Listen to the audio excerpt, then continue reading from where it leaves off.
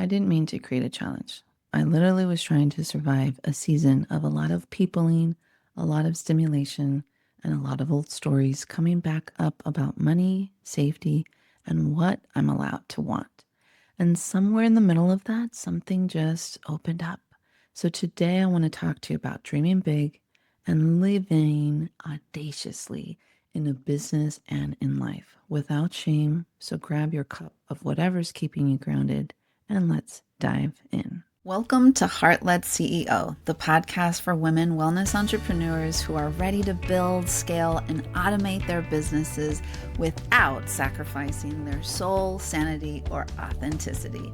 I'm Anacani Walters, a nurse turned entrepreneur, military spouse, first-time mama in my 40s, and a recovering burnout survivor who's making it a mission to help heart-led women just like you create thriving businesses that really feel good, do good, and give you the freedom that we all deserve.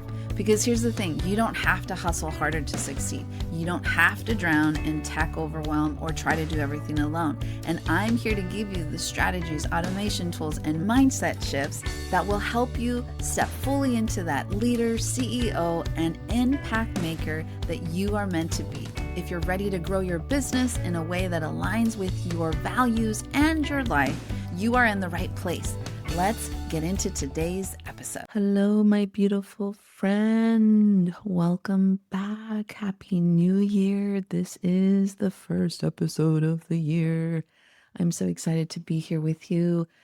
And I want to tell you about the real story behind my 12 days of magic. And if you're listening for the first time, welcome, my beautiful friend. Know that this is a safe space. But before we go deep, I want to just take a moment to ground ourselves for a second because sometimes the New Year's can be fast moving, a lot of excitement, a lot of adrenaline, and sometimes it can also be a little stressful. So take a nice deep inhale through your nose into your beautiful belly, up into your ribs and your chest. Roll your shoulders up, back, and down as you slowly exhale through your nose. Jaw softens, and then give yourself the little inside hug as you bring your belly button up and in. Okay, so here's what happened. Originally, the 12 days of magic was not supposed to be like some big old launch. And to be honest, it wasn't actually supposed to be anything at all. It was something that started as a thing I wanted to do literally just for myself. I wanted really a simple, soulful way to also combine my ability to teach AI. And I wanted to specifically focus on AI prompting and introduce vibe coding without this feeling of being tacky or intimidating or what everybody else was pretty much pushing out. And I also wanted to create a digital vision board because I had been doing versions of digital vision boards and vision board work for years. And I wanted to do something a little different this year. So I thought, I'm going to do it. And I want to do it my way. And why not combine all of this if I'm going to do it anyways? So I was like, why not invite a few people to come with me? And that was it. I literally just came up with the idea maybe a week before Christmas, or maybe 1 or 2 weeks before. I decided I was going to build it live. I was going to have no shame about it. It was going to be whatever it was. And I knew that I had the skills to make it really fun and something worth people's time. The one thing that people didn't know was on the back end, I had a house full of people. Like the holidays were happening. I had my household goods coming in, finally arriving after being almost like suitcase life for 10 weeks? 2 days before my mom arrived. And literally, I think it was like 4 or 5 days before my brother A family of 5 arrived. We had to unpack basically an entire house, figure out how to squeeze it into our current house without it being chaotic, and mainly just to set it up so that everybody had some kind of place to sleep. And while life was happening, the holidays were happening, excitement, I needed something that felt like mine, like a little quiet corner that I could come to, almost like coming home to during all of this chaos, because of the fact that I knew I was going to at some point possibly get overstimulated. And it worked.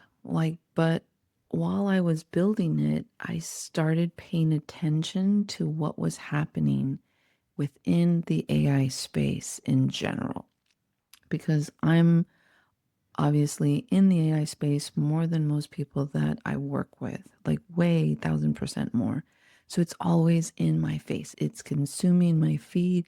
And it was like 1000% supercharged for whatever reason. Everybody was launching workshops and challenges and master classes, and it was consuming literally my entire feed. It was all I was seeing. And that was this huge spike that was teaching literally people how to clone themselves. And while I was watching all of this happen, I really had to take a step back and just kind of pause. I did participate in a clone yourself challenge a few weeks prior, and I had to pause and take a step back because I started feeling not good in the inside as I was starting to see what was unfolding. Not because AI is bad. You guys know I love AI, but because I needed to ask myself like real honest questions. Like, where do I stand with this superpower of cloning yourself? What are my values here? The ones that I want to uphold? And what kind of relationships do I want people to have with their future selves? Because I'll be honest, I personally do not want to live in a world where we outsource our humanity. I'm all for using AI at a very healthy scale to save time, to simplify, to support you when you're repeating the same things over and over and over. But there's a line between support and replacement. And that's when it started to really click for me. That's where something really shifted.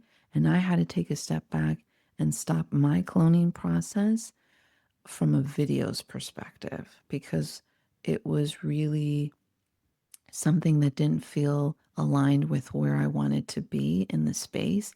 I wanted something like 12 Days of Magic to not be about escaping reality. I didn't want some fantasy cosplay. I didn't want people to feel like they were going into something that was going to create this look rich aesthetic. I didn't want people creating versions of themselves that hides themselves. I wanted this embodied imaging, prompting creation.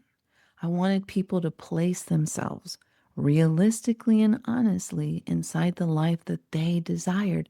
I didn't want pretending. I didn't want bypassing. I didn't want apologizing.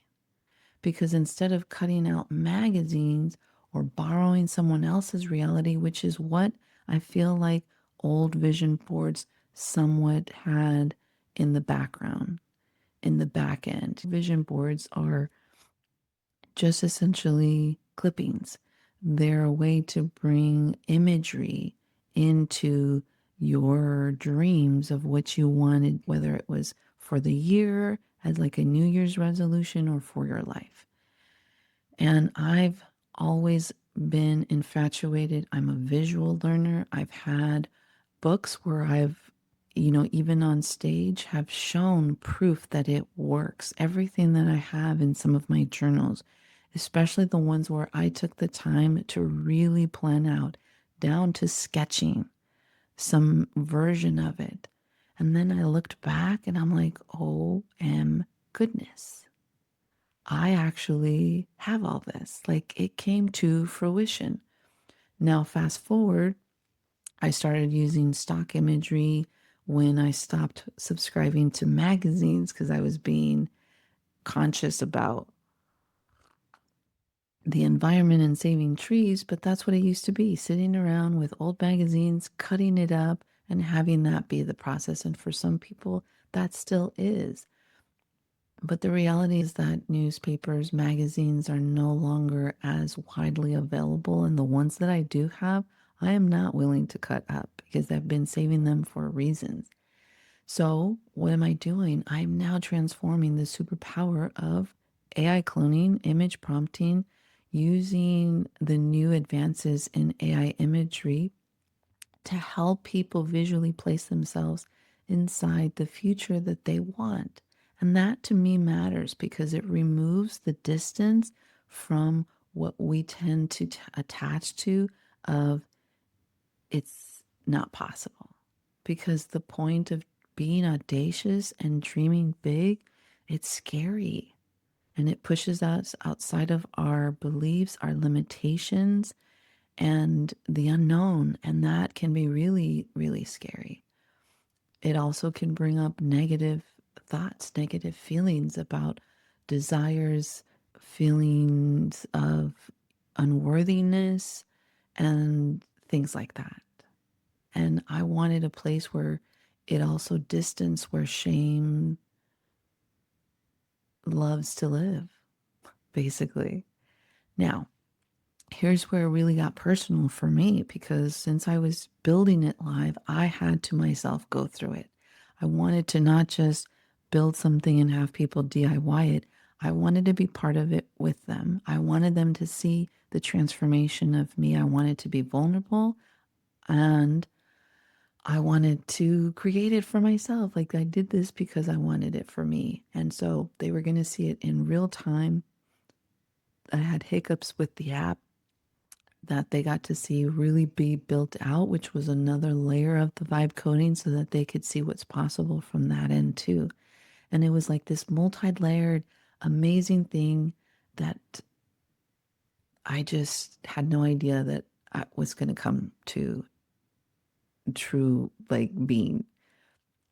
And I had a complicated relationship coming into this with money, as many heart led entrepreneurs do. And my complications are actually probably deeper than most because I have actually been homeless. Like I've lived in survival mode. I carry a lot of humility from that experience, but for a long time, dreaming big didn't feel safe. Saying out loud that I want to be wealthy, I want to be a millionaire, always felt like I would be judged or I judged myself if I said it out loud or even reflected that I wanted it. Wanting comfort felt like I was betraying where I was coming from, and wanting more somehow always felt selfish. And during the 12 days, because I did it myself, I finished the entire 12 days. I had this moment where it just clicked. I don't want money for the ego. I want money for freedom. And I need you to hear me when I say this. When you're homeless, when you've been homeless, the whole cliche of money doesn't buy happiness thing does not hit the same way. Because when you're in those positions, guess what? Yes, money does buy happiness for us. It depends what happiness means for you because money buys options. Money buys space, money buys safety. And I want the freedom to tell my husband he has options, that he doesn't have to stay in the military longer than he wants to just because he feels that it's the only way to take care of us.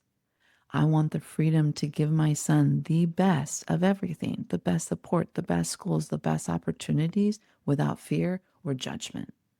And I want the freedom to fly my family together because I can. Like this last Christmas, my mom and I were talking, and it has been over 12 years since my mom has had all three of her kids together for Christmas in one place. This year would have broken that streak, but my little brother had to work. And let's just say that my little brother had to work for money. Like it was a money thing. He could not leave. Like he counts on that income. How amazing would it be for me to be like, brother, take the time off. I got you. I want that freedom. I want the freedom to take my husband and my family to Jamaica. Because guess what? He hasn't been back in over 20 years. A lot of that's been logistics. He's been deployed, military life. But a big part of that has also been financial. And that's not greed. Guess what, my love? That is honesty. That's repair. That's peace. That's my safety. And as I started to let myself see those things, or like really, really see them without judgment, something wild started to really happen. For those of you who have been in the 12-day challenge with me, you know what my deep desires are. And my body started changing. My mind started rewiring itself literally within these 12 days. First of all, I have been on more hikes in the last week than I have in 4 years. All of a sudden, I want to juice like all the time. I am craving fresh juice. And I'm not talking about like fresh orange juice. Like I'm talking like true green juices with carrots and ginger and all of the works. And I want to do yoga again. I think about it all the time. I think about yoga in the morning. I think about yoga during the day. I think about yoga at night. I want to spend more time with my family, and I'm actively making the effort to make it happen. I want to walk away from work without guilt, and it's felt like my nervous system finally got the message of all of these wants and desires. Okay, we're going to do this. Guess what happened? I didn't need external or internal motivation.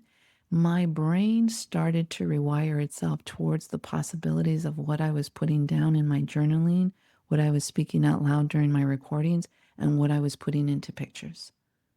Instead of obsessing over the how, it just became my reality.